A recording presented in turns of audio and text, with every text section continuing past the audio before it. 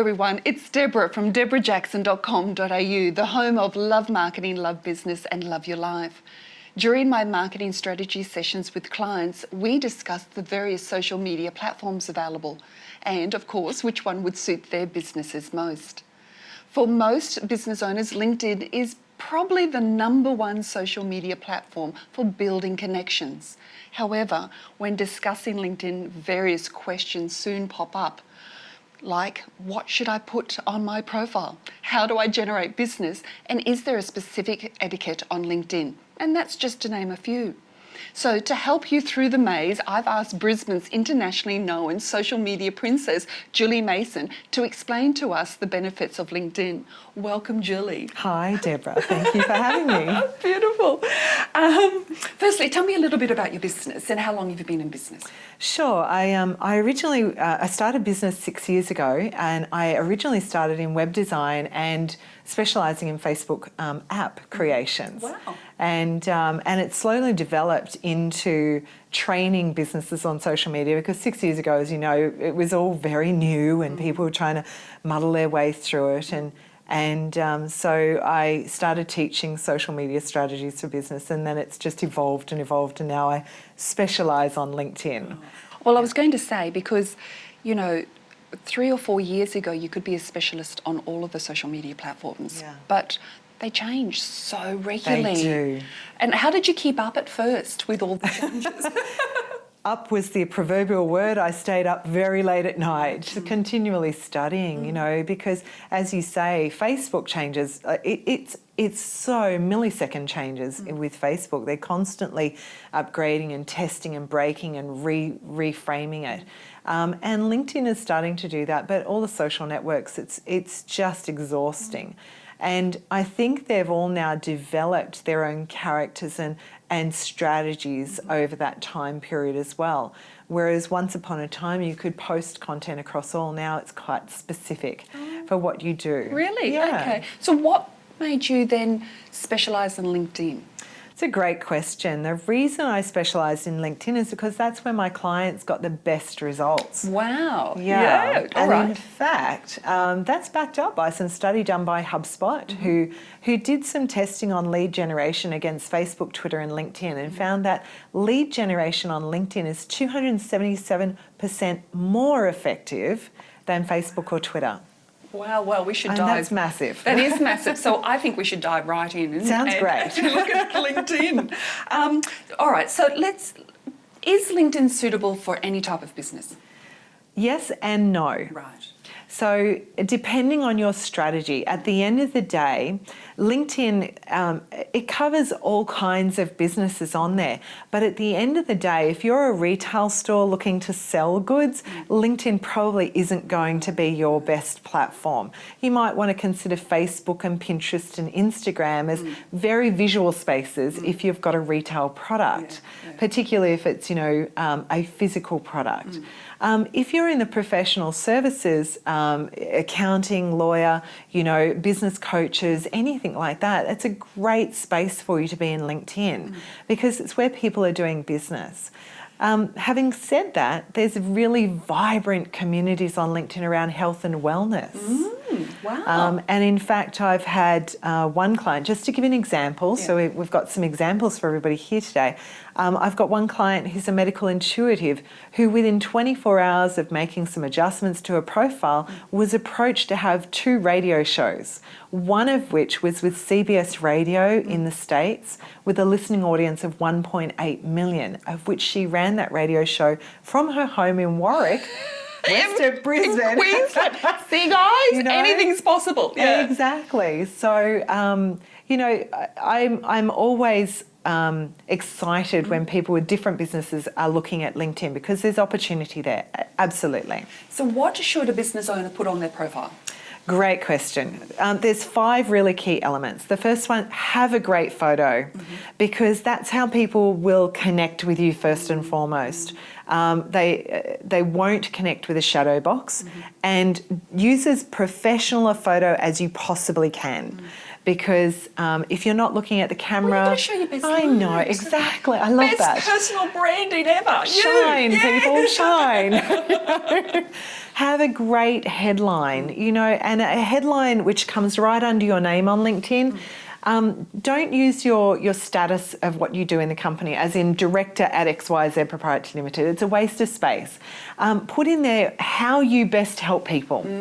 Good, You know, yes. have the value proposition there. Yeah. You know, make sure that you've fully fleshed out your contact information so that people can reach you. My God, it's simple, but oh so important. And then have a summary that really, it doesn't talk about you, but it talks about how you help your clients, and ensure at the bottom of the summary you have a call to action. In other words, how do people do business with you? Yeah, indeed. I mean, it does make sense, but I think with a lot of social media, people are still very nervous about it. And so they're going, oh, what do we do? What do we say? You know, and do we blow our own trumpet, so to speak? But it's not that at all. It's really just fine-tuning your resume and telling people out there how you can help them to your best abilities, because everybody has a problem. I mean, They Google do. today wouldn't be making millions of dollars if people didn't have a problem. Exactly. Yeah. So you were telling me a fantastic story before about the lady in Warwick. So you're saying that business can be generated through Absolutely. LinkedIn. Do you have any other stories for us? Absolutely. To give you another out of the box kind of an example, a lovely company down in Melbourne who specialises in scaffolding and formwork. Now that's a bit dry. Right, very dry. So scaffolding and formwork for high-rise buildings, and we help them with a strategy to generate sales leads for their business. And literally within 4 weeks, they generated $66,000 of business. And the general manager rang me and said, what was fascinating about that for him was that it actually generated that on LinkedIn. They didn't have to go and have a site visit. They didn't have a phone call. They closed the business on LinkedIn, which was, that's phenomenal. Yes, Yeah, indeed. so, Unbelievable. yeah. I'm sure you get this question too, but you know, do people connect with everyone that wants to connect with That's them? a big question. Should you, shouldn't you? What's the etiquette? Look, there's, unfortunately, and I hate to say it because I love LinkedIn, but there are more spam profiles starting to crop up. And so you do have to be mindful of who you're connecting to. If it's a bank manager of Scotland and, you know, you kind of wonder, I'm going to say that's probably a spam profile, guys. Sorry. Just to be really honest with you. So, you know, be mindful of looking. If there's something that red flags it for you, don't connect. But generally speaking... What about if they don't have a photo? If they don't have a photo, check the rest of their profile out. Okay. Because sometimes people are a little introverted and they aren't quite ready to show their face yet, but they might actually be a really rigid person. They're just a little shy about that. And you can always, when somebody invites you to connect, you can always reply without connecting first. There is that option to say, thank you for reaching out and requesting to connect with me. Please tell me a little bit more about why you would like to connect. And that makes people feel more comfortable in the process as well. Well, that's also a bit of etiquette. I It's mean, great etiquette. Yeah, so LinkedIn has its own etiquette. It does. Do you want to Yes. share some things that people shouldn't do on LinkedIn? Please, guys, please, I beg you, please don't use the default. I'd like to add you to my professional network on LinkedIn when you connect. There is, and in fact, Deborah, just recently they brought out on the mobile app version the ability to customise and personalise that message when you connect now. Finally! I know, Oh. I'm so thrilled. But whenever you send a connection request, please send a personal message with it explaining to the person why you would like to reach out. And it could be, hey, Deborah, I noticed that we're in similar groups. I'd love to connect with you. It's just something that's really, it makes it personal. It actually increases the connection acceptance by about 70% as well. So it has a big impact there. And it also creates top of mind presence, and people then go and check your profile out and go, wow, they can help me with that. And of course, that can generate leads. Indeed, indeed. So when you started your business 6 years ago, what were some of your best client attraction strategies that you used? Great question. And I would say adding value. You know, adding value is one of the best ways to attract people to you, because it's not then going up if you're at a networking event and saying, here's my business card and how can we do business? You know, it's a bit too, you know, a bit too in your face. It's really about adding value and being a person of service and being humble as well, I think are great, you know, qualities to have. But also, you know, being open to connecting, having some trust there as well. Trust that people are actually good at heart, which they are. Yeah, you know, they really are. Yeah. And that, you know, that by doing all of those things, that it will actually come back to you tenfold. Indeed. Yeah. Do you find also when you're building your business, was there a couple of things that you've learned along the way that you thought, oh, if somebody had told me this when I started, I would have been gold and I wouldn't have had to go through these trials and tribulations? I wish. Every day I wish that. So what are some of the things that you could share with our audience that they should be mindful of? I'm going to give some that I give my clients, because I see a pattern in this all the time with small business owners starting out as well. Be really clear about who you serve. Be really clear about that, and be really clear about what they need help with. Yes. And serve that. Yes. You Not know? trying to do everything and do the scattergun approach, but just focus on one thing. Yes? Yeah, Yes, exactly. You know, and I think over time I've evolved my business the same way. Originally, you know, doing social media and web design and SEO and all of these different things, to then just social media training, to then just LinkedIn, and then even that, targeting within LinkedIn the people that I really help.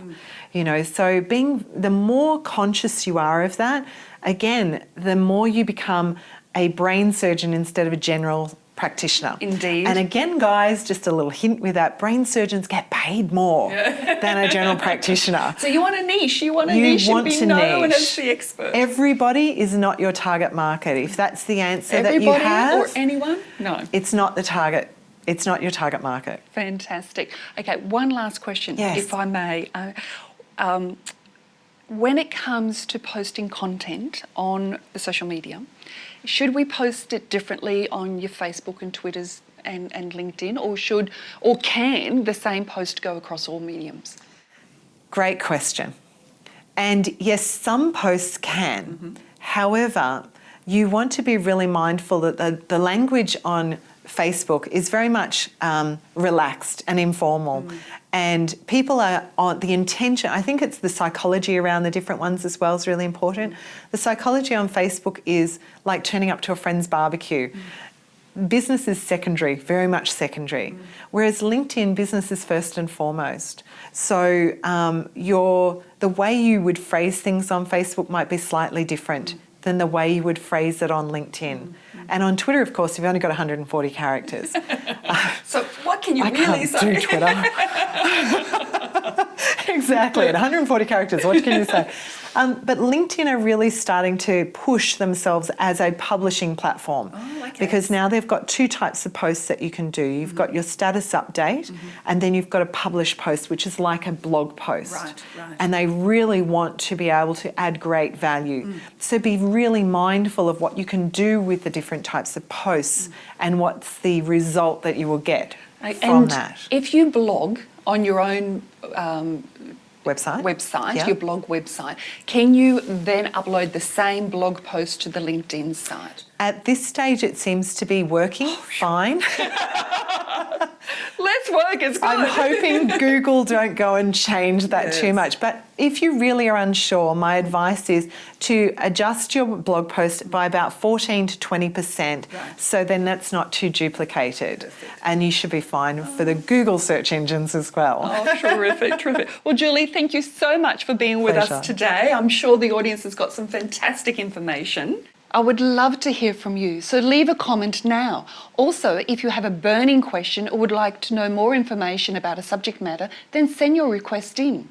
If you like this video, then please subscribe to the channel, and if you found value, of course, share it with all your friends. If you want even more fantastic marketing information to create the business that you love, then jump over to deborahjackson.com.au and sign up for my email posts. Remember, live the life you want and follow your dreams. And I'll see you next time on Deborah TV. Bye for now.